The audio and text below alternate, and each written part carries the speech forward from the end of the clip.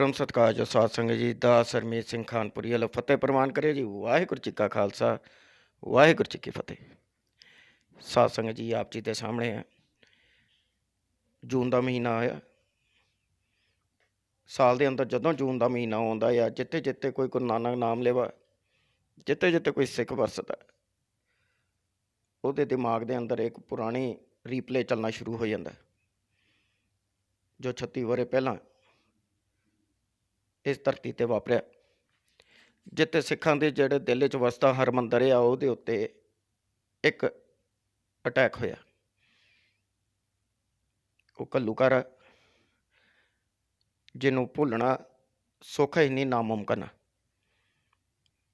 1 ਜੂਨ ਤੋਂ ਲੈ ਕੇ 6 ਜੂਨ ਦੇ ਅੰਦਰ ਜੋ ਕੁਝ ਹੋਇਆ, ਇੱਕ ਇੱਕ ਚੀਜ਼ ਦੱਸਣਾ ਤਾਂ ਬਹੁਤ ਸਮਾਂ ਲੱਗ ਜੂਗਾ, ਮਗਰ ਆਪਾਂ ਇਹਨੂੰ ਤਫਦੀਲ ਹੀ ਲਈਏ ਤੇ ਆਹ ਜਿਹੜਾ ਕੰਮ ਹੋਇਆ, ਇਹ ਇੱਕ ਪਹਿਲੀ ਵਾਰ ਹੋਣੀ ਹੈ ਕਿ ਜਿੱਥੇ ਇੱਕ ਦੇਸ਼ ਦੇ ਅੰਦਰ ਆਪਣੇ ਹੀ ਘਰ ਦੇ ਅੰਦਰ ਆਪਣੇ ਹੀ ਬੰਦਿਆਂ ਨੇ ਆਪਣਾ ਹੀ ਘਰ ਢਾਹਤਾ। ਕੁਝ ਮਰਜੀਵਣਿਆਂ ਨੇ ਉਹਨੂੰ ਰੋਕਣ ਦੀ ਕੋਸ਼ਿਸ਼ ਕੀਤੀ, ਜਿਹਦੇ 'ਚ ਜਿਹੜਾ ਤੇ ਲੜਦਾ ਰਿਹਾ ਉਹ ਸ਼ਹੀਦ ਹੋ ਗਿਆ, ਤੇ ਜਿਹੜਾ ਬਚ ਗਿਆ ਉਹ ਆਗੂ ਬਣ ਕੇ, ਨੇਤਾ ਬਣ ਕੇ ਵਿਚਰਦਾ ਰਿਹਾ। ਮੈਂ ਗੱਲ ਕਰ ਰਿਹਾ ਆਪਰੇਸ਼ਨ ਬਲੂ ਸਟਾਰ, ਸਾਕਾ ਨੀਲਾ ਤਾਰਾ। ਇਹ ਘੱਲੂਘਾਰਾ ਸੀ। ਇਹਦੇ ਅੰਦਰ 1 ਜੂਨ ਤੋਂ ਲੈ ਕੇ 6 ਦਿਨ ਦੇ ਅੰਦਰ ਅੰਦਰ ਹਿੰਦੁਸਤਾਨ ਦੇ ਆਰਮੀ ਨੇ ਉੱਤੇ ਅਟੈਕ ਕੀਤਾ ਔਰ ਉਹਨੂੰ ਢਹਿ ਢੇਰੀ ਕਰਤਾ। ਸੰਤ ਜਰਨੈਲ ਸਿੰਘ ਜੀ ਭਿੰਡਰਾਂਵਾਲੇ, ਇਹਨਾਂ ਦੇ ਤੇ ਇਹਨਾਂ ਦੇ ਨਾਲ ਦੇ ਕੁਛ ਮੁੱਠੀ ਭਰ ਸਾਥੀ ਇਸ ਬੇਦਬੀ ਨੂੰ ਰੋਕਣ ਲਈ ਆਪਣੀਆਂ ਜਾਨਾਂ ਵਾਰ ਗਏ। ਕੱਲ੍ਹ ਸ਼ਹਾਦਤ ਦਾ ਦਿਨ ਆ ਜਰਨੈਲ ਸਿੰਘ ਜੀ ਦਾ। ਗੁਰੂ ਅਰਜਨ ਦੇਵ ਜੀ ਦੇ ਗੁਰਪੁਰਬ 'ਤੇ ਸ਼ਹੀਦੀ ਪੁਰਬ 'ਤੇ ਆਈ ਜਿਹੜੀ ਸੰਗਤ, ਉਹ ਇਸ ਲਪੇਟੇ 'ਚ ਆ ਗਈ। ਔਰ ਜਦੋਂ ਉਹਨਾਂ ਨੂੰ ਪਤਾ ਲੱਗਿਆ ਕਿ ਇਹੋ ਜਿਹਾ ਕੰਮ ਵਾਪਰਨਾ ਸ਼ੁਰੂ ਹੋ ਗਿਆ, ਤੇ ਪਿੰਡਾਂ ਤੋਂ ਸਾਰੇ ਦੇ ਸਾਰੇ ਆਉਣਾ ਸ਼ੁਰੂ ਕਿ ਅਸੀਂ ਵੀ ਸ਼ਹੀਦੀਆਂ ਪਾਉਣੀਆਂ ਆ, ਮਗਰ ਕਰਫਿਊ ਲਾ ਦਿੱਤਾ ਗਿਆ ਸੀ। ਇੱਕ ਅਜੀਬ ਜਿਹਾ ਕਰਫਿਊ ਸੀ, ਜਿਹਦੇ ਅੰਦਰ ਤੁਸੀਂ ਅੰਦਰ ਤਾਂ ਜਾ ਸਕਦੇ ਹੋ, ਮਗਰ ਅੰਦਰੋਂ ਬਾਹਰ ਨਹੀਂ ਆ ਸਕਦੇ। ਹਰਿਮੰਦਰ ਸਾਹਿਬ ਦੇ 36 ਵਰ੍ਹਾ ਪਹਿਲਾਂ ਇਸੀ 84 'ਚ ਫਿਰ ਮਹੀਨਾ ਆਉਂਦਾ ਅਕਤੂਬਰ ਦਾ, ਉਹਦੇ ਅੰਦਰ ਫਿਰ ਕਤਲੇਆਮ ਹੋਇਆ। ਕਹਿਣ ਦਾ ਭਾਵ ਆ 1984 ਸਾਲ ਜੂਨ ਤੇ ਅਕਤੂਬਰ, ਇਹ ਕੋਈ ਵੀ ਸਿੱਖ ਜਿਹੜਾ ਆ ਭੁੱਲ ਨਹੀਂ ਸਕਦਾ। ਜਿਹਦੇ ਬੜੇ ਲੀਡਰ ਵੀ ਸੀਗੇ, ਇਨਵੋਲਵ ਸੀਗੇ। ਸਰਦਾਰ ਸੰਤ ਲੌਂਗੋਵਾਲ ਜੀ, ਰਾਮੋਵਾਲੀਆ, ਸਰਦਾਰ ਗੁਰਚਰਨ ਸਿੰਘ ਤੋੜਾ, ਸਰਦਾਰ ਪ੍ਰਕਾਸ਼ ਸਿੰਘ ਬਾਦਲ। ਇਹ ਜਿਹੜੀ ਜੰਗ ਦੀ ਨੀਂਹ ਰੱਖੀ ਗਈ, ਇਹ ਕੰਮ ਸ਼ੁਰੂ ਹੋਇਆ 1978 ਤੋਂ, ਜਦੋਂ ਉੱਥੇ ਨਿਰੰਕਾਰੀ ਦਾ ਜਿਹੜਾ ਇੱਕ ਕਾਊਂਟਰ ਹੋਇਆ ਸਿੱਖਾਂ ਨਾਲ, ਤੇ ਜਿੱਥੇ 13 ਸਿੱਖ ਸ਼ਹੀਦ ਹੋਏ। ਉਸ ਤੋਂ ਬਾਅਦ ਇਹੋ ਜਿਹੀ ਘਟਨਾ ਵਾਪਰਨੀਆਂ ਸ਼ੁਰੂ ਹੋ ਗਈਆਂ, ਤੇ ਜਿੱਦਾਂ ਜਾ ਕੇ ਖਾਤਮਾ ਹੋਇਆ ਹਰਿਮੰਦਰ ਸਾਹਿਬ 'ਤੇ, ਜਦੋਂ ਸਿੱਖ ਦੀ ਪੱਗ ਤੇ ਸਿੱਖ ਦੀ ਅਣਖ ਜਿਹੜੀ ਸੀਗੀ, ਉਹਨੂੰ ਝੁਕਾਉਣ ਲਈ ਸਾਡਾ ਸਾਰਿਆਂ ਤੋਂ ਵੱਡਾ ਸਥਾਨ ਜਿਹੜਾ ਹਰਿਮੰਦਰ ਸਾਹਿਬ ਸੀਗਾ, ਉਹਨੂੰ ਢਹਿ ਢੇਰੀ ਕਰਨਾ ਸੀਗਾ। ਮਗਰ ਮਹਾਰਾਜ ਨੇ ਬਲ ਬਖਸ਼ਿਆ ਹੈਗਾ, ਕੁਛ ਟਾਈਮ ਤੋਂ ਬਾਅਦ ਉਹੀ ਅਕਾਲ ਤਖਤ ਜਿਹੜਾ ਢਹਿ ਢੇਰੀ ਹੋਇਆ ਸੀਗਾ, ਉਹ ਦੁਬਾਰਾ ਉਸ ਤੋਂ ਜ਼ਿਆਦਾ ਸ਼ਾਨ ਸ਼ੌਕਤ ਨਾਲ ਦੁਬਾਰਾ ਖੜਾ ਹੋ ਗਿਆ। ਮੈਂ ਅੱਜ ਆਪ ਜੀ ਦੇ ਸਾਹਮਣੇ ਕਿਉਂ ਆਇਆ? ਮੈਂ ਇਸ ਕਰਕੇ ਆਇਆ ਕਿਉਂਕਿ ਆਹ ਚੀਜ਼ ਜਿਹੜੀ ਹੈਗੀ ਆ, ਮੇਰੇ ਦਿਲ ਨੂੰ ਬੜਾ ਧੱਕਾ ਦਿੰਦੀ ਹੈ, ਖੂਨ ਦੇ ਆਂਸੂ ਰਵਾਉਂਦੀ ਹੈ ਕਿ ਅਸੀਂ ਸਿਰਫ ਸਾਲ ਦੇ 1 ਮਹੀਨੇ ਦੇ ਅੰਦਰ ਹੀ ਆਪਾਂ ਕੰਮ ਦੇਖਣਾ ਆ।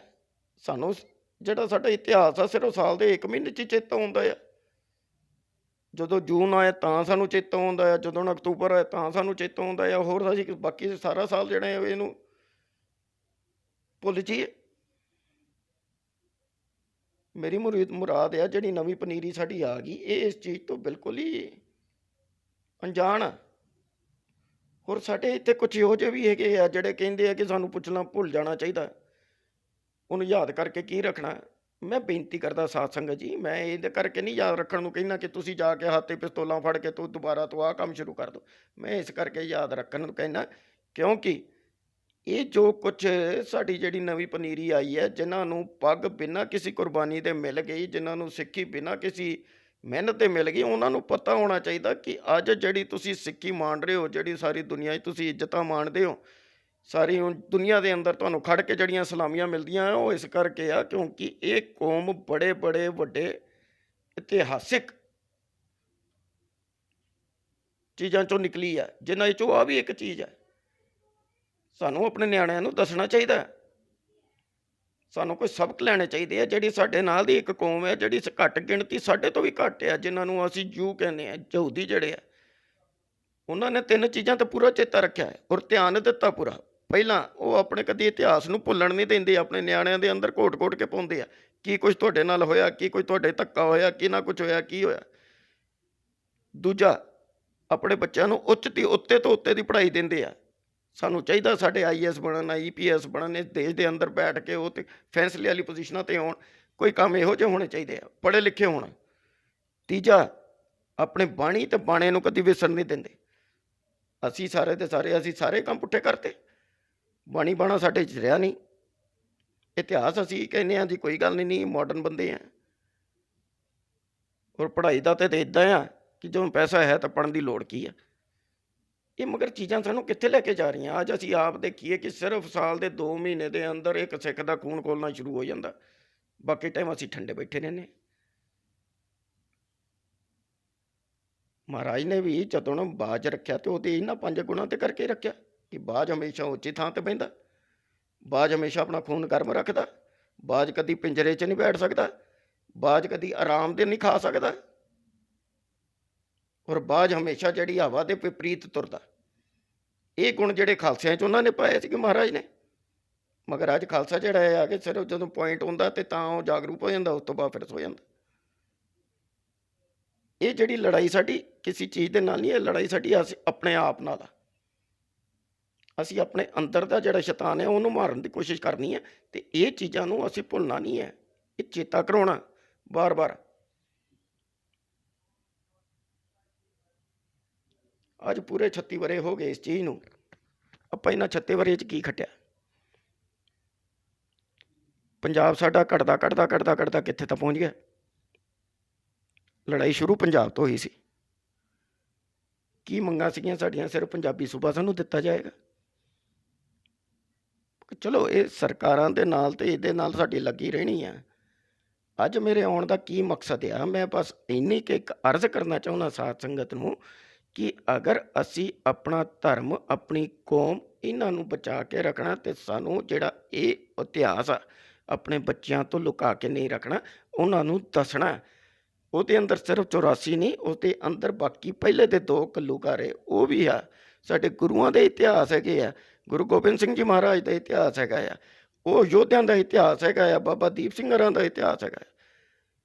ਅਸੀਂ ਇਹਨਾਂ ਤੋਂ ਅਣਗੌਲਾ ਰੱਖ ਕੇ ਅਸੀਂ ਗੰਦੇ ਗਾਣਿਆਂ ਤੇ ਇਹਨਾਂ ਦੇ ਲੜ ਲੱਗੀ ਜਾ ਰਹੇ। ਗੁਰਸਿੱਖੀ ਤੋਂ ਦੂਰ, ਬਾਣੀ ਬਾਣੇ ਤੋਂ ਦੂਰ, ਇਤਿਹਾਸ ਤੋਂ ਦੂਰ ਹੋ ਕੇ ਅਸੀਂ ਸਾਰਿਆਂ ਤੋਂ ਵੱਡਾ ਢਾਹ ਲਾ ਰਹੇ ਹਾਂ ਆਪਣੇ ਧਰਮ ਨੂੰ। ਆਪ ਜੀ ਦੇ ਮੂਹਰੇ ਆਉਣ ਦਾ ਮੇਰਾ ਸਿਰਫ ਇਹੀ ਹੈ ਕਿ ਜਿੱਤੇ ਕੱਲ੍ਹ ਜਿਹੜੇ ਸ਼ਹਾਦਤ ਦਾ ਦਿਨ ਸੀ ਸੰਤ ਜਰਨੈਲ ਸਿੰਘ ਜੀ ਭਿੰਡਰਾਂ ਵਾਲਿਆਂ ਦਾ, ਅਤੇ ਜਿਹੜੀ 1 ਤੋਂ ਲੈ ਕੇ 6 ਤਰੀਕ ਤੱਕ ਦੀ ਜਿਹੜੇ ਉੱਤੇ ਸ਼ਹੀਦ ਹੋਏ, ਇਹਨਾਂ ਸਾਰਿਆਂ ਦਾ ਯਾਦ ਕਰਕੇ ਪਾਠ ਕਰਨਾ, ਬਾਣੀ ਪੜ੍ਹਨਾ। ਮਹਾਰਾਜ ਇਹਨਾਂ ਸਾਰਿਆਂ ਨੂੰ ਆਪਣੀ ਚਰਨਾਂ 'ਚ ਥਾਂ ਬਖਸ਼ਣ। ਚੰਗਾ, ਇਹਨਾਂ ਦੇ ਨਾਲ ਨਾਲ ਸਾਨੂੰ ਆ ਵੀ ਕਰਨਾ ਆ ਕਿ ਗਾਂ ਅਸੀਂ ਆਪਣੇ ਨਿਆਣਿਆਂ ਨੂੰ ਇਹਨਾਂ ਬਾਰੇ ਦੱਸੀਏ, ਉਹਨਾਂ ਨੂੰ ਪਤਾ ਲੱਗੇ ਕਿ ਜਿਹੜੀ ਚੀਜ਼ ਤੁਹਾਨੂੰ ਮੁਫਤ 'ਚ ਮਿਲੀ ਹੈ ਉਹਦੇ ਪਿੱਛੇ ਬਹੁਤ ਜ਼ਿਆਦਾ ਘਾਲਣਾ ਘਾਲੀ ਗਈ ਹੈ। ਜਦੋਂ ਸਿਰ ਦੇ ਕੇ ਸਿੱਖੀ ਲਈ ਸੀਗੀ ਤੇ ਇਹ ਉਸ 'ਚ ਹੀ ਸ਼ਾਮਿਲ ਹੈ। ਅੱਜ ਦਾ ਜਿਹੜਾ ਨਿਆਣਾ ਆ ਉਹ ਇਹਨਾਂ ਸਾਰਿਆਂ ਤੋਂ ਦੂਰ ਹੋ ਕੇ ਕਿਹੜੇ ਚੀਜ਼ਾਂ ਪਿੱਛੇ, ਬਾਣੇ ਤੋਂ ਵਿਸਰ ਕੇ, ਪਤਤ ਕਰਕੇ, ਕੇਸ ਕਤਲ ਕਰਾ ਕੇ, ਕੋਈ ਅਜੀਬ ਜਿਹੇ ਦਾੜੇ ਰੱਖ ਕੇ ਇਹਦਾ ਜੋਕਰ 'ਚ ਬਣ ਕੇ ਫਿਰਨ ਲੱਗੇ, ਪੜ੍ਹਾਈ ਲਿਖਾਈ ਤੋਂ ਦੂਰ ਹੋ ਕੇ ਗਾਣੇ ਗੁਣਿਆਂ ਦੀ ਦੁਨੀਆ 'ਚ ਵੜ ਗਏ। ਇਤਿਹਾਸ ਜਿਹੜਾ ਪ੍ਰਚਾਰਕਾਂ ਦਾ ਉਹ ਸੁਣ ਕੇ ਜਿਹੜਾ ਤੇ ਉਹਨਾਂ ਨੂੰ ਠੀਕ ਲੱਗਦਾ ਉਹ ਰੱਖਣ ਲੱਗੇ, ਮਗਰ ਕਿਸੇ ਨੂੰ ਕਿਸੇ ਚੀਜ਼ ਦਾ ਕੋਈ ਪਤਾ ਨਹੀਂ।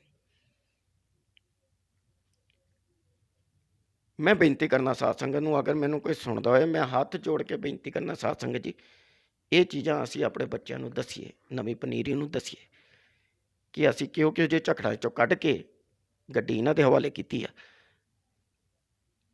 ਇਹਨਾਂ ਸ਼ਹੀਦਾਂ ਨੂੰ ਅਸੀਂ ਭੁੱਲੀਏ ਨਾ, ਇਹਨਾਂ ਦਾ ਸਤਿਕਾਰ ਕਰੀਏ, ਗੁਰਦੁਆਰੇ ਜਾਈਏ, ਇਹਨਾਂ ਵਾਸਤੇ ਅਰਦਾਸ ਕਰੀਏ, ਕਿਉਂਕਿ ਗੱਲਾਂ ਕਰਨੀਆਂ ਬਹੁਤ ਸੌਂਗੀਆਂ, ਮਗਰ ਆਪਣੇ ਜਦੋਂ ਪਿੰਡੇ ਤੇ ਹਟਾਉਣਾ ਪੈਂਦਾ ਤਾਂ ਪਤਾ ਲੱਗਦਾ ਅਸੀਂ ਕਿੱਥੇ ਵਸਦੇ ਹਾਂ। ਵੈਰ ਵਿਰੋਧ ਸਾਡਾ ਕਿਸੇ ਨਾਲ ਨਹੀਂ, ਵੈਰ ਵਿਰੋਧ ਜਿਹੜਾ ਹੈ ਵੀ ਉਹ ਤੇ ਸਿਰਫ ਵਿਚਾਰਧਾਰਾ ਦਾ। ਮੇਨ ਗੱਲ ਬਸ ਇੰਨੀ ਆ ਕਿ ਆਪਾਂ ਨੂੰ ਜਾਗਰੂਕ ਹੋਣਾ ਚਾਹੀਦਾ, ਸਾਨੂੰ ਪਤਾ ਹੋਣਾ ਚਾਹੀਦਾ ਕਿ ਅਸੀਂ ਕਿੱਥੇ ਵਸਦੇ ਹਾਂ, ਸਾਡੇ ਨਾਲ ਕੀ ਕੁਝ ਵਾਪਰਿਆ ਆ, ਸਾਨੂੰ ਗਾਹਾਂ ਕੀ ਕਰਨਾ ਆ। ਇਹਨਾਂ ਚੀਜ਼ਾਂ ਨੂੰ ਅਸੀਂ ਅਣਗੌਲਾ ਕਰ ਦਾਂਗੇ। ਅਗਰ ਅਸੀਂ ਇਹਨਾਂ ਤੋਂ ਦੂਰ ਹੋ ਜਾਵਾਂਗੇ, ਕੋਈ ਵੱਡਾ ਗੱਲ ਨਹੀਂ ਕਿ ਕੱਲ੍ਹ ਨੂੰ ਦੁਬਾਰਾ ਇਹੋ ਜਿਹੀ 84 ਇੱਕ ਵਾਰੀ ਹੋਰ ਹੋਊਗੀ, ਅਤੇ ਇਸ ਵਾਰ ਦੀ 84 ਜਿਹੜੀ ਹੈ ਇਸ ਤੋਂ ਜ਼ਿਆਦਾ ਭਿਆਨਕ ਹੋ ਸਕਦੀ। ਮੈਂ ਬੇਨਤੀ ਕਰਦਾ, ਆਪ ਆਪਣੇ ਨਿਆਣਿਆਂ ਨੂੰ ਇਸ ਬਾਰੇ ਜ਼ਰੂਰ ਦੱਸੋਗੇ ਔਰ ਇਸ ਚੀਜ਼ ਨੂੰ ਅੱਗੇ ਤੱਕ ਲੈ ਕੇ ਜਾਓਗੇ। ਵਾਹਿਗੁਰੂ ਜੀ ਕਾ ਖਾਲਸਾ, ਵਾਹਿਗੁਰੂ ਜੀ ਕੀ ਫਤਿਹ।